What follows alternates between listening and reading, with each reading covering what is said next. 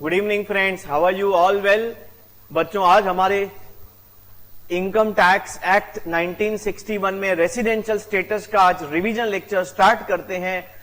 Very very easy provision, very very simple provision, लेकिन बहुत important provision. Number 1 reason उसका है अमेंडमेंट्स आए हैं इसमें।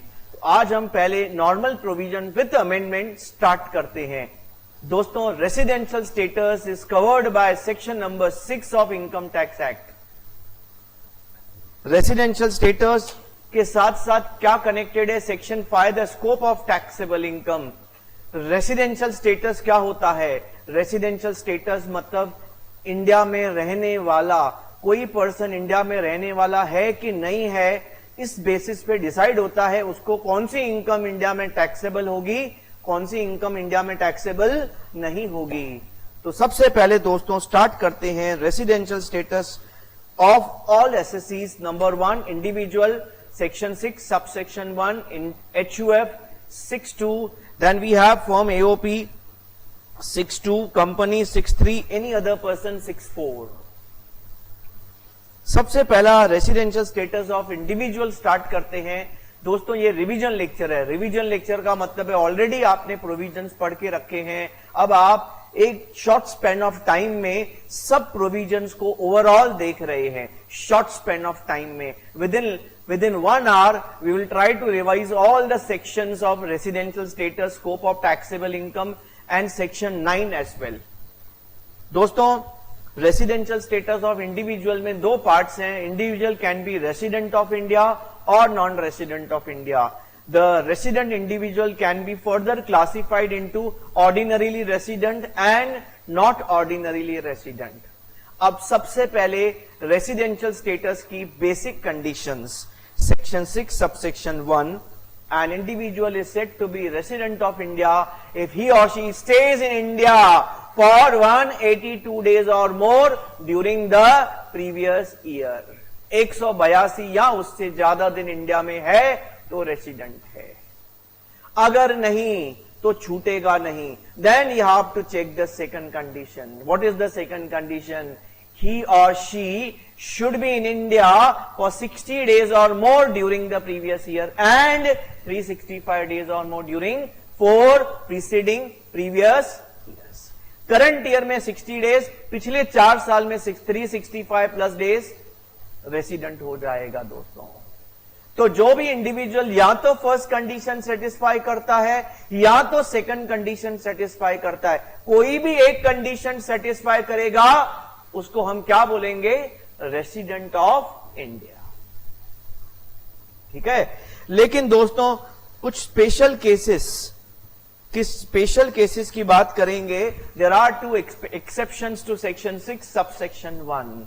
सबसे पहला एक्सेप्शन है an individual who is citizen of India living India during the previous year for the purpose of employment और as a crew of ship. India छोड़ के जा रहा है जॉब करने के लिए, बिजनेस करने के लिए, जॉब के काम से।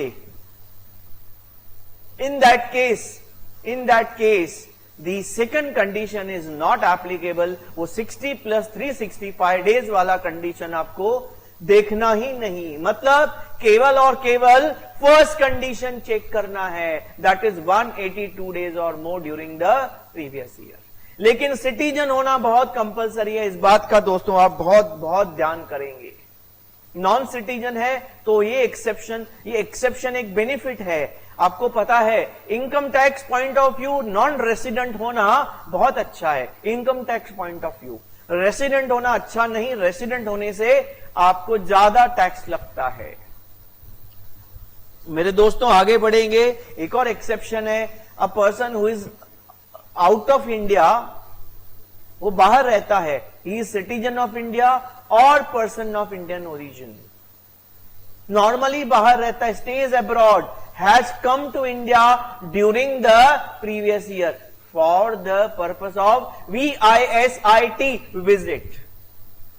बाहर रहता है, इंडिया में विजिट करने आया है, इन दैट केस ऑल्सो एक बेनिफिट है, एक एक्सेप्शन है, second condition is not applicable. दोस्तों इस केस में भी सेक्शन 6 एक्सेप्शन 2 बोलता है खाली पहला कंडीशन चेक करो 182 डेज वाला। याद रखना वापस यहां पे ये बेनिफिट मिलने के लिए, एक्सेप्शन 2 का बेनिफिट मिलने के लिए बहुत इंपॉर्टेंट बात है, सिटीजन ऑफ इंडिया होना चाहिए या पीओआई होना चाहिए। पीओआई बोला तो person of Indian origin. What is the meaning of person of Indian origin? A person is said to be person of Indian origin if he or she, any of the parents or any of the grandparents were born in undivided India.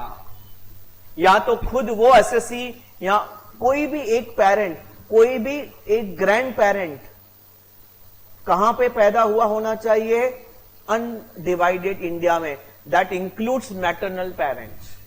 मतलब your grandfather, मतलब आपके father के mother father या आपके mother के mother father या mother father या खुद आप, कोई भी एक अगर अनडिवाइडेड इंडिया में पैदा हुआ, अनडिवाइडेड बोला तो बिफोर इंडिपेंडेंस जो पाकिस्तान था वो भी इंडिया में था, तो बिफोर इंडिपेंडेंस पाकिस्तान में पैदा हुआ मतलब इंडिया में पैदा हुआ।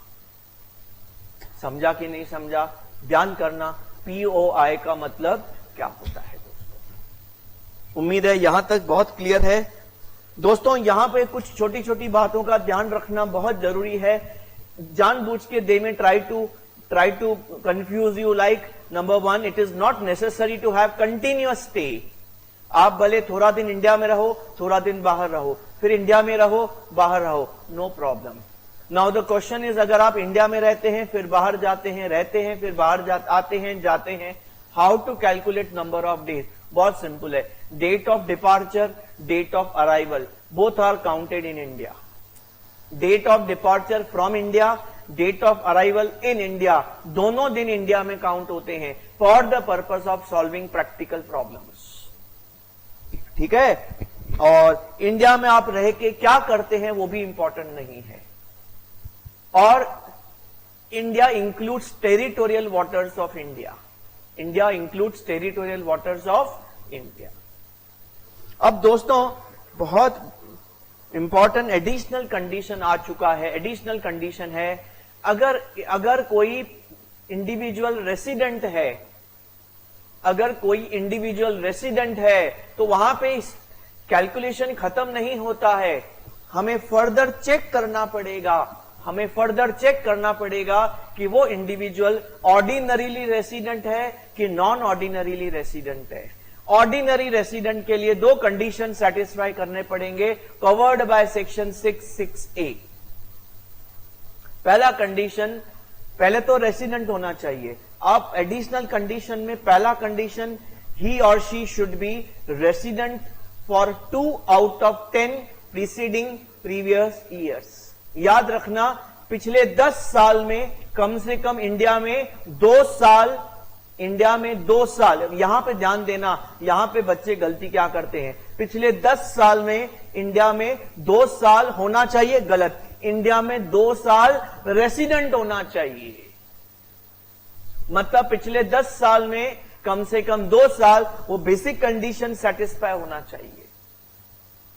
ठीक है? और प्लस, इसमें प्लस है, एंड है, ही और she should stay in India for 730 days और मोर ड्यूरिंग 7 प्रीसीडिंग प्रीवियस ईयर्स।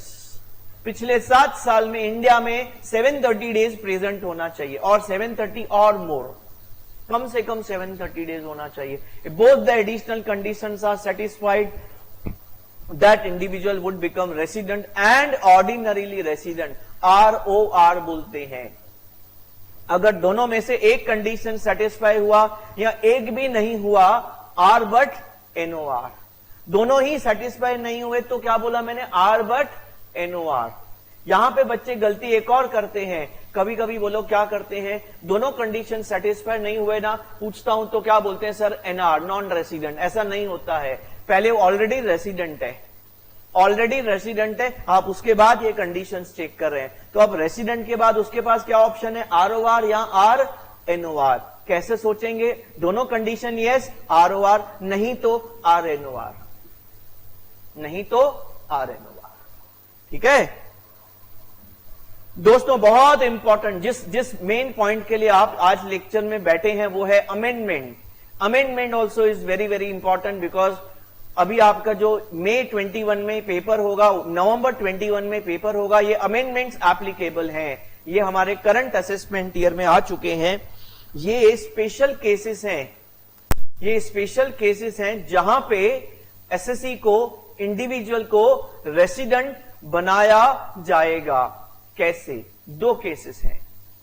वो भी कौन सा रेसिडेंट बनाया जाएगा? R but NOR. कैसे? केस नंबर 1 जो है section 61A, new section has come in the picture. इस सेक्शन में क्या बोला है कि इस केस में आपको नंबर ऑफ डेज नहीं देखना है। डीम टू बी रेसिडेंट होता है ना, ये डीम टू बी रेसिडेंट है, जबरदस्ती रेसिडेंट है। Number of days in India देखने का ही नहीं है। कितना दिन इंडिया में है, भले एक दिन भी नहीं है, ठीक है, नहीं है, नो प्रॉब्लम, स्टिल हम उसको रेसिडेंट बनाएंगे। अजीब बात है, नया कॉन्सेप्ट है। इंडिया में एक भी दिन नहीं है तो भी रेसिडेंट बन सकता है, provided these conditions are satisfied. क्या है? सिटीजन होना चाहिए और इंडियन इनकम 15 लाख या उससे ज्यादा होना चाहिए, exceed 15 lakhs, and he is not liable to pay tax on that income in other country on account of residential status, domicile, etc., whatever it is. ठीक है? तो उसका इंडियन इनकम कितना होना चाहिए? फॉरेन इनकम छोड़ के, मतलब इंडियन इनकम 15 लाख से ज्यादा होना चाहिए, सिटीजन होना चाहिए, और वो इनकम फॉरेन की किसी कंट्री में टैक्सेबल नहीं है on account of residential status और domicile etcetera etcetera. In that case that person would become deemed to be resident and non ordinary resident, or but NOR of India. इसमें आपको number of days नहीं देखना है। तो आप बोलेंगे sir ये हमें देखना कभी है? बात को समझना। पहले आप अपने नॉर्मल प्रोविजंस लगाना, पहले आप नॉर्मल कंडीशंस लगाना। 182, 60 प्लस 365। अगर नॉर्मल कंडीशंस आपको रेसिडेंट नहीं बना पाए, आप सेक्शन 61 से बच के निकल के आए, सेक्शन 61 से बच के बाहर निकल के आए, तो यहां पे चेक करेंगे। फंसाने का दूसरा तरीका आप दिमाग में कैसे याद करेंगे? सेक्शन 61 आपको फंसा के रेसिडेंट बनाता है। ठीक है? ये एक समझो एक ट्रैफिक सिग्नल है, यहां पे आरटीओ वाला खड़ा है, ये आपको पकड़ेगा, चेकिंग करेगा, आपको चालान काटेगा। आप अगर इस पहले ट्रैफिक सिग्नल से बच गए तो दूसरा ट्रैफिक सिग्नल पे दूसरा आरटीओ लगा के रखा है, यहां पे आपको पक्का पकड़ेगा, वहां से बच गए तो आपके पेपर में क्या करना है? अगर आप नॉर्मल कंडीशंस अप्लाई करके रेसिडेंट नहीं बने तो ये आपको चेक करना पड़ेगा कि यहां पे तो नहीं रेसिडेंट बन गया वो पर्टिकुलर एसएससी। कैसे? उसकी क्या देखो, कंडीशंस अप्लाई करो, 3 कंडीशंस अप्लाई करो, और अगर ये तीनों कंडीशन सेटिस्फाई होती हैं तो वो R but NOR, deem to be R but NOR, फिर आर बट एनओआर के प्रोविजंस लगेंगे उसको। बोला सर दूसरा एक अमेंडमेंट बता दो।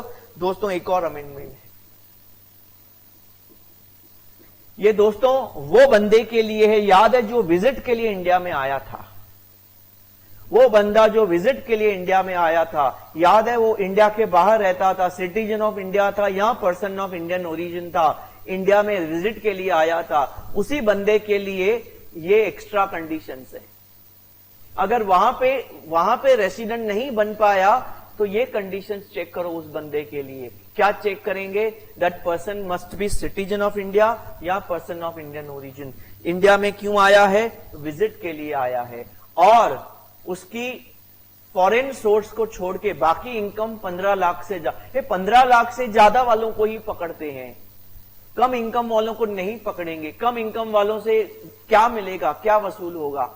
बड़ी इनकम वालों को पकड़ेंगे, बड़ी इनकम वालों से ही बड़ी टैक्स मिलती है। मतलब कहने का मतलब है कि ये इंडिया से बहुत अच्छा कमाते हैं, इंडिया से बहुत अच्छा कमाते हैं। दोस्तों इसके बाद एक लास्ट कंडीशन चेक करना है, 120 प्लस 365 कंडीशन।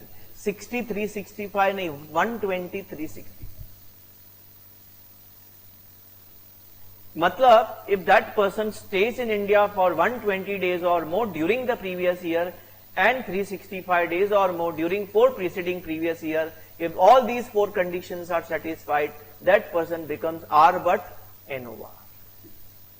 दोस्तों ये कंडीशंस कभी चेक करनी है, बहुत इंपॉर्टेंट है। ये दोनों अमेंडमेंट्स वाली कंडीशंस कभी चेक करनी है जब आपकी नॉर्मल कंडीशंस उसको रेसिडेंट नहीं बना पाए, उसको रेसिडेंट नहीं बना पाए, नॉर्मल कंडीशंस अप्लाई कर कर करके वो नॉन रेसिडेंट डिक्लेयर हो गया, तो यहां पे लेके आओ। समझ रहा है कि नहीं? इन अ सिंपल लैंग्वेज, अगर वो हाई कोर्ट से बच गया तो सुप्रीम कोर्ट में वापस लेके आओ चेक करने के लिए। सुप्रीम कोर्ट में वापस उसको चेक करो कि वो रेसिडेंट है कि नहीं। तो नॉर्मल कंडीशंस हाई कोर्ट है, उसने बरी कर दिया, नॉन रेसिडेंट है, बोला रुको अब सुप्रीम कोर्ट में आओ, एडिशनल नया प्रोविजन, नया कंडीशंस, अब सेटिस्फाई हो गया, वापस पकड़े गए, रेसिडेंट बन जाएंगे। दोस्तों उम्मीद है कि ये दोनों एडिशनल कंडीशंस आपको अच्छे से क्लियर है। दोस्तों आपको जो भी क्वेरी रहेगा, जो भी डाउट रहेगा, आप लेक्चर के बाद मेरे से कनेक्ट करके पूछ सकते हैं। इट विल बी बेटर कि हम डाउट सेशंस जो रहेगा वो लेक्चर के बाद एक साथ आपस में डिस्कस कर लें। ठीक है बच्चों? अच्छा, अब ये अदर देन फॉरेन सोर्सेस, इसका डेफिनेशन क्या दिया है? ये जो 15 लाख रुपया है ये कैसे कंप्यूट करेंगे? दोस्तों मैं इतना बता सकता हूं कि आपका May 21 पेपर में इससे रिलेटेड क्वेश्चन आएगा ही आएगा। ये 15 लाख कंप्यूट कैसे करेंगे ये बहुत इंपॉर्टेंट है। ये 15 लाख कंप्यूट करने के लिए आप इसमें आपको फॉरेन सोर्स की इनकम्स नहीं लेनी है, और अगर कोई बिजनेस इंडिया के बाहर है but if it is controlled from India, वो लेना है आपको। और अगर कोई सेक्शन 9 की इनकम है deemed to accrue arise in India, वो लेना है आपको। क्योंकि सेक्शन 9 जिसको लग जाता है आपको पता है वो इनकम जबरदस्ती deemed to be Indian income बन जाता है, वो लेना है आपको। और आपको यह भी पता है आर बट एनओआर में business out of India but controlled from India में टैक्सेबल होता है। इसीलिए business out of India, controlled from India, वो वाली इनकम भी 15 लाख में जोड़नी है आपको। तो 15 लाख कंप्यूट करने के लिए प्योर ऑक्सीजन, याद है ना, accrued out of India, received out of India, वो वाली इनकम नहीं लेनी है। But if it is business out of India but controlled from India, वो वाली लेनी है। सेक्शन 9 की जो भी इनकम्स आपकी हैं deemed to accrue arise in India, वो सब इंक्लूड करनी है। This is how you compute 15 lakhs। Very easy, I hope very clear to everyone. चलो दोस्तों मैं आगे बढ़ूंगा। तो this is the chart of the residential status of individual. This is a very simple chart. ये आप बाद में याद दिलाना जिनको भी चाहिए, they can connect with me. I will put the chart into my app. आप ऐप के through study material, free study material में ऐप में ये पर्टिकुलर चार्ट में डाल दूंगा। आप डाउनलोड करके चार्ट को डाउनलोड कर सकते हैं। पहले ऐप को डाउनलोड करना पड़ेगा। HUF की बात करेंगे, बहुत ही सिंपल। सेक्शन 6 सबसेक्शन 2 है। HUF is said to be resident of India if the control management is in India। Control management बोला तो the decision making authority, which may भी करता, may not भी करता। अगर थोड़ा सा भी कंट्रोल इंडिया में है या पूरा कंट्रोल इंडिया में है, HUF resident of India. Whole control out of India, HUF is non resident. Now once HUF resident of India, we have to decide whether HUF is ordinarily resident और not ordinarily resident. क्या करेंगे उसके लिए? हम उसके लिए कर्ता को पकड़ेंगे। अगर कर्ता ROR है तो HUF भी ROR है, नहीं तो HUF R बट NOR है। मतलब ROR के लिए, ऑर्डिनरी रेसिडेंट बनाने के लिए कर्ता को देखेंगे और रेसिडेंट बनाने के लिए कंट्रोल मैनेजमेंट को देखेंगे। और कंट्रोल मैनेजमेंट का मतलब हमेशा कर्ता नहीं होता है, समटाइम्स में भी करता, समटाइम्स में नॉट भी करता। प्रॉब्लम में बच्चे बोलते हैं sir by default control management किसको मानेंगे? हाँ, आपकी बात ठीक है, बाय डिफॉल्ट कंट्रोल मैनेजमेंट कर्ता के साथ होता है बाय डिफॉल्ट। प्रॉब्लम साइलेंट है तो दोस्तों, that's all about HUF। Any other person very similar to HUF first part. याद करना, ओआर एनओआर का जो भी स्टेटस होता है वो इंडिविजुअल एचयूएफ में होता है। बाकी कोई भी पर्सन में ओआर एनओआर का स्टेटस ही नहीं होता। दो स्टेटस होते हैं, या तो रेसिडेंट या तो non resident. AOP firm BOI इनका क्या करना है, yes you have to see the control management like HUF. अगर कंट्रोल मैनेजमेंट होली और partly in India, these entities are residents of India. Control management पूरा बाहर है, आउट ऑफ इंडिया है, these entities are non residents of India.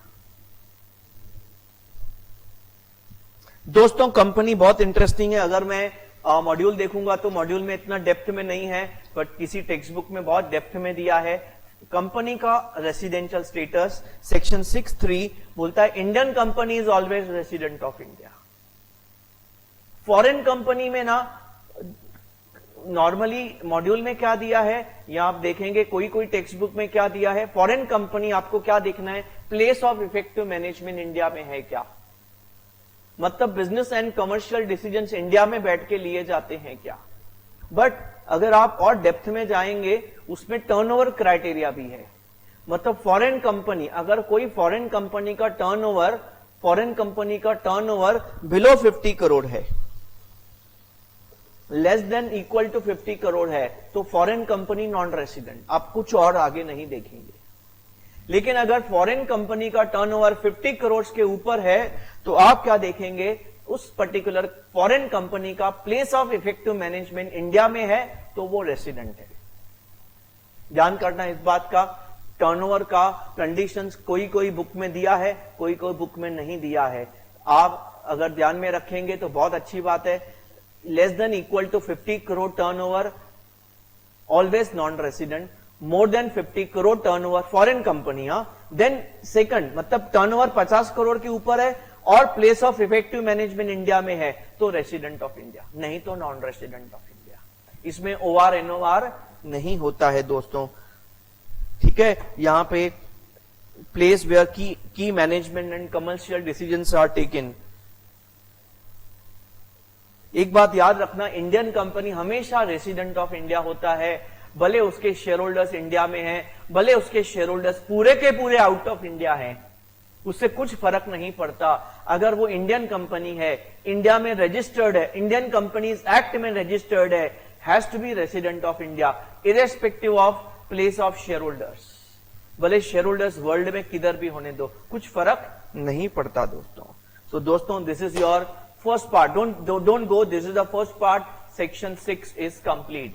दोस्तों is it clear to everyone? Is it clear to everyone? All right, are you able to understand all these provisions clearly? दोस्तों अब आगे बढ़ेंगे, हमारा scope of taxable income section 5 ये क्या बोलता है। अब आपने डिसाइड कर लिया कौन रेसिडेंट है कौन नॉन रेसिडेंट है। क्यों डिसाइड किया? ये चेक करने के लिए कि कौन सी इनकम किसको इंडिया में टैक्सेबल है, किसको इंडिया में टैक्सेबल नहीं। दोस्तों उसके लिए मैंने इनकम्स को 4 कैटेगरीज में डिवाइड किया है, रादर 2 कैटेगरीज में डिवाइड किया है, इंडियन इनकम और फॉरेन इनकम। इंडियन इनकम बोला तो अक्रूड इन इंडिया और रिसीव्ड इन इंडिया। अगर इंडिया में इनकम अक्रू होता है या इंडिया में रिसीव होता है, दोनों में से कुछ भी इंडिया में होता है तो वो इंडियन इनकम है। और दोस्तों आप दिमाग में सेव कर दो, अगर वो इंडियन इनकम है तो इंडिया में सबको टैक्सेबल है। सबको बोला तो आर ओ आर को भी, आर एन ओ आर को भी, एन आर को भी। इसमें 3 टाइप की इनकम्स होती हैं, accrued in India, received in India, accrued in India, received out of India, accrued out of India, received in India. तीनों ऑप्शंस आपके सामने हैं, आप ध्यान से देख लो। आय, देखो I for India, first I जो है वो अक्रूवल का है, सेकंड आय ओ जो है वो रिसिप्ट का है। मतलब अक्रू या रिसीव कुछ भी इंडिया में हुआ, इंडियन इनकम सबको टैक्सेबल। अब दूसरी फॉरेन इनकम की बात करेंगे। Foreign income comes under O2 category. मैं इसको ऑक्सीजन इनकम बोलता हूं, आपको याद होगा ऑक्सीजन इनकम, मतलब accrued out of India, received out of India, कमाया भी बाहर, मिला भी बाहर। इसकी टैक्सेबिलिटी बहुत इंटरेस्टिंग है। ये दोस्तों इनकी टैक्सेबिलिटी का चार्ट है पूरा, सेक्शन 5 आप देख लो। पहला 3 कैटेगरी क्या है, accrued in India, received in India, accrued in India, received out of India, accrued out of India, received in India, तीनों केसेस में सबको taxable, T T T T T T T T T. But आखिरी पड़ाव जो आपका है बहुत important है, फॉरेन इनकम। चौथा नंबर जो है फॉरेन इनकम है दोस्तों। ये फॉरेन इनकम के बारे में क्या बोलूंगा मैं, आरओआर को फुली टैक्सेबल, आरओआर को हमने नाम दिया था बेचारा। आरओआर कौन है, बेचारा। एनआर सबसे बेस्ट नॉन टैक्सेबल। अच्छा, एनओआर इसमें बीच में आता है। इसके दो फॉरेन इनकम्स इंडिया में टैक्सेबल है, एनओआर के दो फॉरेन इनकम्स। कौन से दो foreign incomes, number one, it is business out of business controlled from India, business बाहर है, इंडिया से कंट्रोल है। Out of profession setup in India, काम बाहर कर रहे हैं, कमा बाहर रहे हैं, बट प्रोफेशन रजिस्टर्ड इंडिया में है, सेटअप इंडिया में है। तो एनओआर को ये दो फॉरेन इनकम्स इंडिया में टैक्सेबल है। ठीक है, तो दोस्तों आरओआर की बात करेंगे तो कोई बात ही नहीं है, करनी ही नहीं, क्योंकि सब इनकम्स इंडिया में टैक्सेबल है। वर्ल्ड में किधर भी कमाएगा इंडिया में टैक्सेबल है। एनआर फॉरेन में कमाएगा, इंडिया में टैक्सेबल नहीं, इंडिया में कमाएगा, इंडिया में टैक्सेबल है। और एनओआर को इंडियन इनकम तो इंडिया में टैक्सेबल है। फॉरेन इनकम में दो पार्ट्स हैं, फॉरेन इनकम सब नॉन टैक्सेबल है, दो को छोड़ के दो टैक्सेबल है। दो कौन सी सामने आपके लिखी है, business controlled from India, profession setup in India, foreign incomes. दोस्तों I hope it is very clear to everyone. दोस्तों अब मैं आज का आखिरी सेक्शन की बात करूंगा। बहुत इंटरेस्टिंग एंड बहुत इंपॉर्टेंट सेक्शन है, सेक्शन 9। सेक्शन 9 क्या है, income deemed to accrue arise in India. Income deemed to accrue arise in India. ये सेक्शन किस पर्पस के लिए इंट्रोड्यूस किया गया है, मतलब ये सेक्शन क्या करता है, जो फॉरेन इनकम्स हैं, जो आप देखने से बोलेंगे कि फॉरेन इनकम्स हैं, ये उनको जबरदस्ती इंडियन इनकम बना देता है। दोस्तों जबरदस्ती इंडियन इनकम बनाने से क्या होगा, अगर वो इंडियन इनकम काउंट किया जाएगा, इंडियन इनकम माना जाएगा, तो वो इंडिया में सबको टैक्सेबल होगा, even taxable to non residents. तो एक बात याद करना, section 9 is very important for NR, second important for NOR. ROR का सेक्शन 9 से कोई लेना देना नहीं, क्योंकि आरओआर में फर्क ही नहीं पड़ता इंडियन इनकम है कि फॉरेन इनकम है, इंडियन इनकम है कि फॉरेन इनकम है। एनआर में मेनली फर्क पड़ता है, यस और नो। तो अकॉर्डिंगली आप प्रोविजंस को क्या करेंगे, अप्लाई करेंगे। मेन प्रोविजन का इंटेंशन क्या है, क्या करता है, वो बात आप ध्यान देना। इसमें कौन सी ऐसी इनकम्स हैं दोस्तों, सेक्शन 9 में सबसे पहली income from business connection in India. ये क्या होता है, बेसिकली इंडिया से बाहर आपका बिजनेस है, बट आप इंडिया में बिजनेस कर रहे हैं। कैसे, आप ब्रांच खोल के इंडिया में बिजनेस करते हैं, आप एजेंट के थ्रू इंडिया में बिजनेस करते हैं, आप इंडिया में सब्सिडरी खोल के बिजनेस करते हैं, तो ये आपका इंडिया का बिजनेस कनेक्शन है। तो उस एजेंट के थ्रू, उस ब्रांच के थ्रू, उस सब्सिडरी के थ्रू आप जो भी बिजनेस करेंगे वो deem to be Indian income होगा। भले आप ऑपरेट बाहर कर रहे हैं, भले आप एक फॉरेन कंपनी है, फॉरेन में बैठे हैं, बट आप इंडिया में बिजनेस कर रहे हैं, आप इंडिया में कनेक्शन क्रिएट कर रहे हैं, एजेंट सब्सिडरी ब्रांच के थ्रू, इंडियन इनकम। दूसरा, income from any asset situated in India. अगर कोई असेट इंडिया में सिचुएटेड है तो उसकी income deem to be Indian income है, भले उसका एग्रीमेंट आउट ऑफ इंडिया हुआ, भले आपस में जो डिसाइड हुआ वो आउट ऑफ इंडिया हुआ, भले एग्रीमेंट आउट ऑफ इंडिया हुआ, भले पैसा आउट ऑफ इंडिया दिया गया, बट क्योंकि वो असेट इंडिया में सिचुएटेड है, वो प्रॉपर्टी इंडिया में है, कोई भी असेट, कोई भी प्रॉपर्टी इंडियन इनकम है। मतलब इंडिया का असेट है तो उसकी इनकम इंडियन इनकम है, irrespective of place of accrual, irrespective of place of receipt.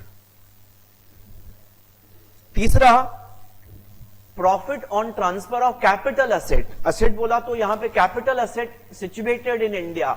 अगर इंडिया में कोई कैपिटल असेट है, जैसे प्रॉपर्टी है, उसको बेचा, इनकम कमाया, इंडियन इनकम है। प्रॉपर्टी क्योंकि इंडिया का है। Irrespective of place of accrual, कहां पे एग्रीमेंट साइन किया, इंपॉर्टेंट नहीं। Irrespective of place of receipt, पैसा कहां लिया दिया, इंपॉर्टेंट नहीं। प्रॉपर्टी इंडिया का है, कैपिटल असेट लिखा है, हाँ ध्यान करना, कैपिटल असेट इंडिया में है तो उसका कैपिटल गेन भी इंडियन कैपिटल गेन माना जाए। अब deem to be Indian income हो गया तो इंडिया में सबको टैक्सेबल होगा, even it is taxable to non residents. ये नॉन रेसिडेंट की हालत खराब करने वाला सेक्शन है। फॉरेन इनकम को deem to be Indian income बनाता है। ठीक है, इसमें भी अच्छी पॉइंट्स हैं। उसके बाद salaries for services rendered in India बहुत जबरदस्त है। Place of accrual of salary is place of service. Salary कहां पे अक्रू होता है? जहां पे आप सर्विस प्रोवाइड करते हैं। इसका एक बहुत अच्छा एग्जांपल इस बार आया है मेरे पास। एक दोस्त का क्लाइंट है, उसने वो चाइना कंपनी में काम करता है, वहां पे इंजीनियर है, लेकिन because of lockdown, because of corona virus, वो कंपनी ने उसको बोला तुम इंडिया में जाओ, इंडिया में घर बैठ के हमारा काम करो। तो पूरा साल, पिछले साल पूरा साल इंडिया में बैठ के उसने चाइनीज कंपनी को सर्व किया। चाइनीज कंपनी का एम्प्लॉई है वो। अब प्रॉब्लम ये है, वो पहले तो चाइना में ही रहता था, लेकिन पहली बार वो इंडिया में रह के उधर सर्विस प्रोवाइड कर रहा है। अब उसने हमसे सवाल पूछा, अब उसकी ये जो सैलरी है इंडिया में टैक्सेबल होगी कि नहीं? डेफिनेटली इंडिया में टैक्सेबल हो गई दोस्तों। मर गया बेचारा, क्योंकि उसकी सैलरी 1 करोड़ के ऊपर है, तो उसकी 30 लाख के ऊपर तो टैक्स आ गई, 25-30 लाख टैक्स आ गई उसकी, क्योंकि वो रेसिडेंट बन गया। सबसे पहली बात तो अगर वो नॉन रेसिडेंट बनता था तो भी मर जाता था। नॉन रेसिडेंट बनता था तो कैसे मरता था? क्योंकि दोस्तों उसने सर्विस इंडिया में बैठ के दिया। इंडिया में बैठ के दिया तो उसकी सैलरी इंडियन इनकम मानी जाएगी। इस बात पे ओपिनियन लिया गया। बहुत सिंपल है, सेक्शन 9 तो उसको छोड़ेगा नहीं। वैसे तो वो रेसिडेंट है, क्योंकि वो पूरा साल इंडिया में रहा, बट अगर नॉन रेसिडेंट होता था तो भी इंडिया में ये सैलरी टैक्सेबल होती थी, बिकॉज सर्विस इंडिया में प्रोवाइड किया, deem to be Indian income है। उम्मीद है आपको समझ रहा है मैं क्या बोलना चाहता हूं। देखो, मैंने उसका एग्जाम्पल यहां पे डाल के रखा है। बहुत सारे फॉरेन कंपनी के एम्प्लॉइज इंडिया में आके फॉरेन कंपनी को सर्व करते हैं। जैसे अमेजॉन का कोई एम्प्लॉय इंडिया में आता है, अमेजॉन उसको बोलता है जा तुम बैंगलोर में जाके मेरा पूरा बहुत बड़ा प्रीमाइसिस लेके उसको सेटअप करके आ, तो वो इंडिया में 6 महीना आके रहता है। तो जितना टाइम इंडिया में रहेगा उतना टाइम इंडिया में बैठ के अपनी कंपनी को सर्व करेगा। तो 6 महीना इंडिया में बैठ के काम किया ना, 6 महीने का salary deem to be Indian income. भले वो नॉन रेसिडेंट है, भले फॉरेन एम्प्लॉयड है, भले इनकम आउट ऑफ इंडिया मिलता है उसको। बात समझ रहे कि नहीं? ओके, नाउ एक और इंपॉर्टेंट है सिटीजन ऑफ इंडिया। ये स्पेशल प्रोविजन है सिटीजन ऑफ इंडिया। ये एक्सेप्शन टू अबव रूल है, जो ऊपर रूल है। ये क्या है ना, ये इंडिया का सिटीजन इंडिया के बाहर काम करता है, बट गवर्नमेंट का एम्प्लॉई है, इंडियन गवर्नमेंट का एम्प्लॉई है। आपको बताया था इंडियन एम्बेसी, इंडियन एम्बेसडर, वहां पे जाके डिप्लोमेट हमारे जो बाहर इंडिया के काम करते हैं, ऑस्ट्रेलिया में, अलग अलग कंट्रीज में, यूएस में, यूके में, फ्रांस में, वहां पे काम करते हैं हमारे इंडियन एम्बेसडर। लेकिन वो गवर्नमेंट ऑफ इंडिया के एम्प्लॉइज हैं, इंडिया के सिटीजन हैं। उनको पगार कौन देता है? इंडियन गवर्नमेंट देता है, तो इंडिया में टैक्सेबल होगा। बट इनको एक माफी दिया है। क्या माफीनामा है इनका? सेक्शन 10 सबसेक्शन 7 में क्या बोला है? इनको जो परक्यूजिट्स और अलावेंसेस दिए जाते हैं, इनको जो परक्यूजिट्स और अलावेंसेस दिए जाते हैं वो इंडिया में माफ है, एग्जेम्प्ट है, सेक्शन 10 सबसेक्शन 7 में दोस्तों। ठीक है, नोट किया हुआ है यहां पे, आप टेंशन नहीं, सब चीज लिखी हुई है, आप देख लो। It's all written on the screen. Now very important, ये साल बहुत इंपॉर्टेंट है। Dividend from domestic company is taxable in India. दोस्तों, पिछले साल ये प्रोविजन डिफरेंट था, इस साल प्रोविजन डिफरेंट है। अब इस बार क्या होगा, जो डोमेस्टिक, अभी जो आपको पहले क्या था ना, डिविडेंड डिस्ट्रीब्यूशन टैक्स था, which has been removed. It means अभी जो इंडियन कंपनी का डिविडेंड, डोमेस्टिक कंपनी का डिविडेंड है, वो भी इंडिया में टैक्सेबल है। वो एग्जेम्प्ट नहीं है शेयर होल्डर्स के हैंड्स में, क्योंकि अभी company is not required to pay DDT, share holder is required to pay tax. अब यहां पे प्रोविजन क्या है, अगर एक इंडिया का कंपनी है, डोमेस्टिक कंपनी है, वो डिविडेंड बांटता है, किसको बांटता है? शेयर होल्डर्स को। बड़े शेयर होल्डर्स पूरी दुनिया में फैले हुए हैं। देखो मैंने कंट्रीज ली, UK, US, Sri Lanka, Australia, Japan, foreign investors हैं, इंडिया की कंपनी में पैसा लगाया है और डिविडेंड उनको फॉरेन में पे किया जाता है, deem to be Indian income. क्यों? क्योंकि company domestic company, Indian company है। अगर डोमेस्टिक कंपनी डिविडेंड बांटेगा तो वो deem to be Indian income है। वर्ल्ड में किधर भी किसको भी बांटने दो, इंडिया में टैक्सेबल होने वाला है। ठीक है, नाउ ये एक बहुत ही इंटरेस्टिंग आखिरी प्रोविजन है जहां पे थोड़ा ध्यान देना पड़ता है बच्चों, जो इंटरेस्टिंग प्रोविजन है। उम्मीद है जितना मैं बता रहा हूं उतना बहुत अच्छे से क्लियर है, you are able to connect the things. Easily. Any time exams के टाइम पे भी आप ये लेक्चर आप देखो 45 मिनट्स के अंदर पूरा का पूरा चैप्टर रिवाइज हो जाता है, प्रोवाइडेड एक बार पढ़ा हुआ है तो एक रिवीजन में सब पॉइंट्स कवर हो जाते हैं। कई बार रीडिंग बहुत टाइम लेता है, रीडिंग बहुत डिफिकल्ट होता है, बट आप जस्ट लेक्चर चालू करके कान में लगा दो और चलता रहता है, इजीली समझ में आ जाता है। Even if you are tired you can easily listen rather than reading the things. समझा क्या दोस्तों? मैं आगे बढ़ूंगा। अभी हम केस लेंगे, लास्ट के 3-4 केसेस हैं, 3 केसेस पहले लेंगे। यहां पे हमारे आप देख लो लेफ्ट हैंड साइड में एक मिस्टर जॉय है, उसने क्या किया है, उसने पैसा दिया है। किसको? 3 लोगों को पैसा दिया है। एक गवर्नमेंट ऑफ इंडिया को पैसा दिया है, दूसरा नॉन रेसिडेंट ऑफ इंडिया को, रेसिडेंट ऑफ इंडिया को पैसा दिया है, नॉन रेसिडेंट ऑफ इंडिया को पैसा दिया है। राइट हैंड साइड में वो 3 लोग हैं जिनको पैसा दिया है। अच्छा, ये तीनों लोग मिस्टर जॉय को क्या दे रहे हैं? मिस्टर जॉय कौन है? नॉन रेसिडेंट ऑफ इंडिया है। ठीक है, मिस्टर जॉय कौन है? Non resident of India. Mister Joy समझो वर्ल्ड बैंक है, आउट ऑफ इंडिया है। उन्होंने इन तीनों को पैसा दे के रखा है। तीनों से वो क्या ले रहा है? इंटरेस्ट ले रहा है। अब सवाल ये आता है, मिस्टर जॉय को जो ये इंटरेस्ट मिल रहा है, मिस्टर जॉय को जो ये इंटरेस्ट मिल रहा है, ये इंडियन इनकम माना जाएगा कि नहीं? ये डिपेंड करता है जिसको पैसा दिया है उसने पैसे का क्या किया। अगर समझो मिस्टर जॉय ने पैसा गवर्नमेंट ऑफ इंडिया को दिया है, गवर्नमेंट ऑफ इंडिया से इंटरेस्ट मिलता है, always taxable in India. Mister Joy ने रेसिडेंट ऑफ इंडिया को पैसा दिया है। आपके सामने दूसरा दोनों पिक्चर्स हैं, सब पिक्चर्स के साथ बने हुए हैं। मिस्टर जॉय ने रेसिडेंट ऑफ इंडिया को पैसा दिया, ठीक है। अब रेसिडेंट ऑफ इंडिया उस पैसे का क्या करता है? समझो इस आर ने पैसे को इंडिया में बिजनेस में यूज किया या इंडिया में कुछ और इनकम कमाने के लिए यूज किया, तो deem to be Indian income.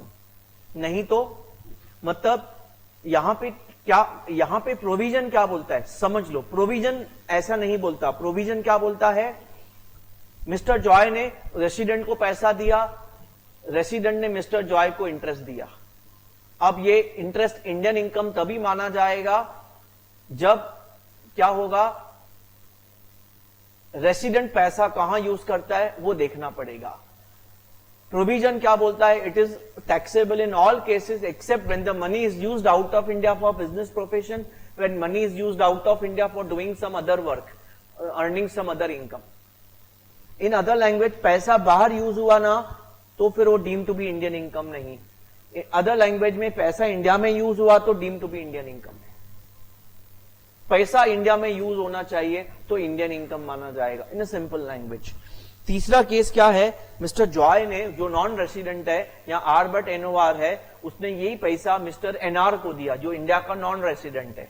अब उस केस में इंडिया में कभी टैक्सेबल होगा? एक ही केस में टैक्सेबल होगा, केवल एक केस में टैक्सेबल होगा, अगर मिस्टर एनआर वो नॉन रेसिडेंट वो पैसा इंडिया में बिजनेस में यूज करता है, वो पैसा इंडिया में बिजनेस में यूज करता है। तो दोस्तों इसको मैं समराइज अगर करता हूं तो ये आपकी स्क्रीन पे समरी प्रोविजंस आ गए। अगर इंटरेस्ट गवर्नमेंट ऑफ इंडिया से मिला तो always taxable in India. Interest अगर रेसिडेंट ऑफ इंडिया से मिला तो 2 केस में नॉन टैक्सेबल, बाकी में टैक्सेबल। कौन से 2 केस में नॉन टैक्सेबल? अगर पैसा इंडिया के बाहर यूज होता है बिजनेस में, या पैसा इंडिया के बाहर यूज होता है कोई दूसरा इनकम कमाने के लिए, इनडायरेक्टली इंडिया में यूज हुआ तो टैक्सेबल। तीसरा, अगर ये पैसा एनआर को दिया, इंटरेस्ट एनआर से मिला तो एक ही केस में टैक्सेबल है, अगर वो पैसा इंडिया में बिजनेस प्रोफेशन में यूज होता है। खत्म, एक ही केस में टैक्सेबल है, पैसा इंडिया में बिजनेस प्रोफेशन में यूज होता है। अच्छा, इसका एक छोटा सा हमने यहां पे एग्जाम्पल डाल के रखा है, बहुत सिंपल है। देखो मैंने क्या बोला, जब आपको एनआर से रेसिडेंट से इंटरेस्ट मिलता है, 2 केस में नॉन टैक्सेबल, 2 केस में एंटी बॉक्स बना दिया है, जब पैसा बाहर यूज होता है इनकम कमाने के लिए, और जब आपको इंटरेस्ट एनआर से मिलता है नॉन रेसिडेंट से तो एक ही केस में टैक्सेबल। वो एक केस को मैंने बॉक्स बना के रखा है टैक्सेबल, जब पैसा इंडिया में बिजनेस प्रोफेशन में यूज होता है, बाकी केस में नॉन टैक्सेबल। ध्यान देना, इस चार्ट के माध्यम से मैंने प्रोविजन को बहुत ही सिंप्लीफाई करने की कोशिश की है। चलो दोस्तों, ऐसा ही हमारा अगला प्रोविजन है, इसी का ही नेक्स्ट पार्ट है। अब सेम केस में मिस्टर जॉय ने गवर्नमेंट ऑफ इंडिया को, रेसिडेंट ऑफ इंडिया को, नॉन रेसिडेंट ऑफ इंडिया को क्या दिया है? पेटेंट्स दिया है जिसका रॉयल्टी मिलता है, या टेक्निकल नो हाउ दिया है जिसका फीस मिलता है। तो कुछ इंटेंजिबल दिया है उसको यूज करने के लिए। इंटेंजिबल कैसे? पेटेंट, टेक्निकल नो हाउ, या ऐसा ही कोई इंटेंजिबल टेक्नोलॉजी दिया है, इसके बदले में पैसा मिलता है। अब इसको deem to be Indian income तभी बोलेंगे, कभी बोलेंगे, देखेंगे कि वो टेक्नोलॉजी, वो पेटेंट यूज किधर हो रहा है। सेम लॉजिक लगाएंगे, थोड़ा एक पॉइंट खाली डिफरेंट है।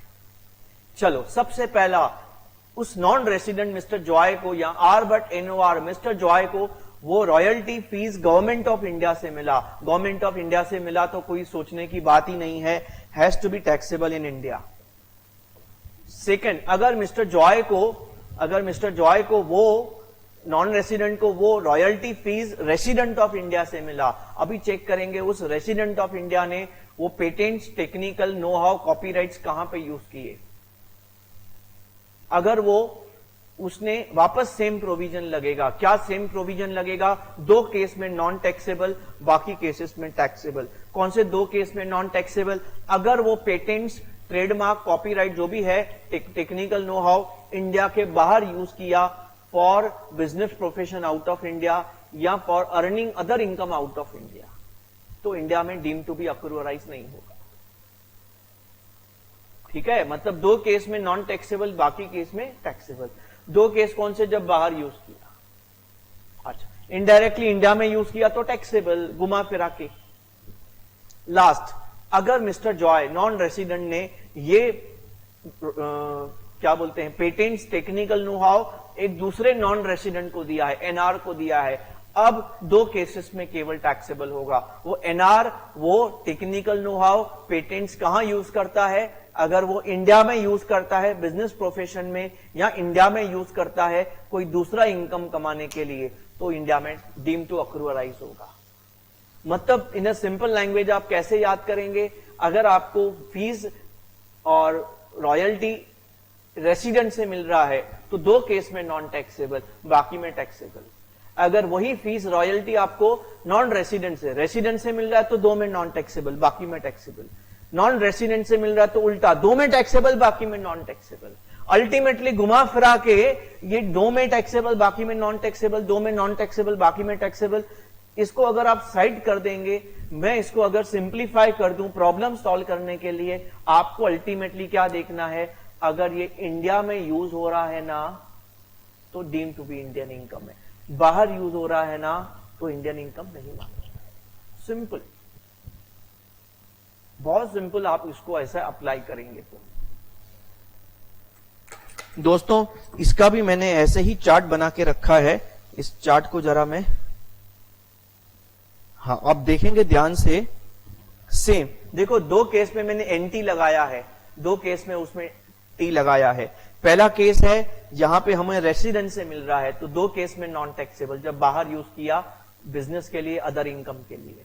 और अगर नॉन रेसिडेंट से मिला तो दो केस में टैक्सेबल है, जब इंडिया में यूज किया बिजनेस के लिए, अदर इनकम के लिए। तो मैंने बॉक्स बना के दो में टैक्सेबल लगा, बाकी में non taxable. This is the way you should try to remember the provision, try to apply, because इसके प्रैक्टिकल प्रॉब्लम्स आएंगे, थ्योरी तो आएगा नहीं। ठीक है बच्चों, तो दोस्तों इसके बाद एक और छोटा सा प्रोविजन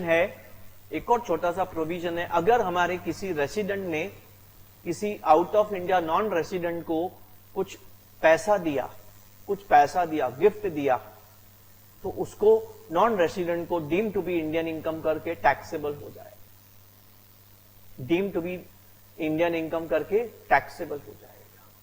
अब यहां पे बेसिक इंटेंशन क्या है मैं आपको बता रहा हूं। अभी मेरे पास कुछ हफ्ता पहले, अब कल भी उन्होंने मेरे को पूछा, बोला कि उनके जो डॉटर एंड सन है वो अभी कनाडा शिफ्ट हो गए हैं और वहां पे घर ले रहे हैं, तो उनको पैसा चाहिए, तो फादर एंड ग्रैंडफादर पैसा दे रहा है उनको, और फादर एंड ग्रैंडफादर रेसिडेंट है, और जिनको पैसा दे रहा है अभी कनाडा में है, 2 साल से, तो वो नॉन रेसिडेंट है। तो रेसिडेंट नॉन रेसिडेंट को पैसा दे रहा है, तो यहां पे वो सेक्शन अप्लाई हो जाएगा क्या कि रेसिडेंट नॉन रेसिडेंट को आउट ऑफ इंडिया पैसा दे रहा है, गिफ्ट दे रहा है, इंडिया में इनकम हो जाएगा उस नॉन रेसिडेंट का। बट यहां पे बच जाएंगे वो लोग। मैंने उनको बोला कि आप बच जाएंगे। क्यों बच जाएंगे? क्योंकि सेक्शन 9 ने आपको पकड़ लिया। क्या पकड़ लिया? बोलता है कि हाँ भाई, ग्रैंडफादर ने एंड फादर ने उसको गिफ्ट दिया नॉन रेसिडेंट डॉटर को, non resident son and daughter in law को। But the problem is relatives है आपस में, तो रिलेटिव्स की वजह से गिफ्ट टैक्सेबल नहीं होगा। बट सेक्शन 9 पकड़ लेता है। इसका मतलब है, समझो किसी नॉन रिलेटिव ने उनको पैसा भेजा आउट ऑफ इंडिया। देखो ये इस तरीके से ना बहुत सारा पैसा बाहर ट्रांसफर किया जाता है गिफ्ट के थ्रू। मेरा एक दोस्त बाहर है, मुझे अपना पैसा बाहर लगाना है, बाहर भेजना है, अपने दोस्त को गिफ्ट दे दूंगा। अब मेरा दोस्त नॉन रेसिडेंट है, वो इंडिया में आता नहीं। जब वो इंडिया में आता नहीं तो उसको हमारा गवर्नमेंट पकड़ेगा कैसे? सेक्शन 9 बोलता है नहीं, ऐसा नहीं चलेगा। वो उसकी इनकम मानी जाएगी, उसको इंडिया में टैक्सेबल हो जाए। तो दोस्तों ये हमारा आखिरी पड़ाव, आखिरी सेक्शन 9 के ऊपर पॉइंट था जो न्यू अमेंडमेंट है। पिछले साल ही आया था, इस साल का नहीं अमेंडमेंट, पिछले साल ही आया था। उम्मीद है कि सबको सब पॉइंट्स अच्छे से क्लियर है। किसी को कोई डाउट है, कोई भी डाउट है तो दोस्तों आप पूछ सकते हैं, नहीं तो हमारा सेशन आज हम यहीं पे वाइंड अप करेंगे। एनीबडी एनी डाउट प्लीज पूछेंगे तो बता दूंगा मैं, फटाफट अभी का अभी क्लियर कर दूंगा। पहली बात तो is the session useful, is it clear to everyone? Are you able to take the benefit of this session? Yes दोस्तों, you can reply me in the chat box.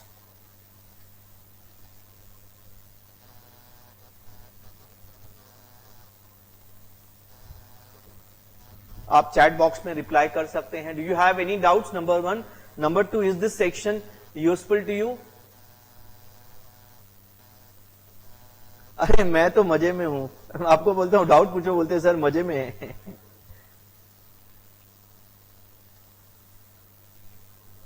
चलो बहुत अच्छी बात है। I am extremely perfect. All right, बहुत अच्छा लगा बहुत दिनों के बाद आपसे मिलके, आपको सुना के। वैसे मैं ही सुनाता हूं, वो भी मैं ही सुना रहा हूं, आप भी कुछ सुनाएंगे तो अच्छा लगेगा। और कौन से चैप्टर के ऊपर आपको डिस्कशन करना है? चलो, thanks a lot for your response. चलो tata, bye bye, take care. Please अगर आपको अच्छा लगा लेक्चर तो प्लीज कमेंट करिएगा, व्हाट्सएप में मुझे मैसेज भेजिएगा, तो मैं I will be motivated to take more and more lectures on income tax, on more and more amendments. अब इनकम फ्रॉम सैलरी में कोई अमेंडमेंट नहीं है, बट और चैप्टर्स में कुछ अमेंडमेंट्स हैं, तो अमेंडमेंट्स का स्पेशल सेशंस लूंगा। प्लीज उसके लिए आप मुझे कनेक्ट करिएगा, बताइएगा। चलो tata, bye bye, take care, thanks a lot.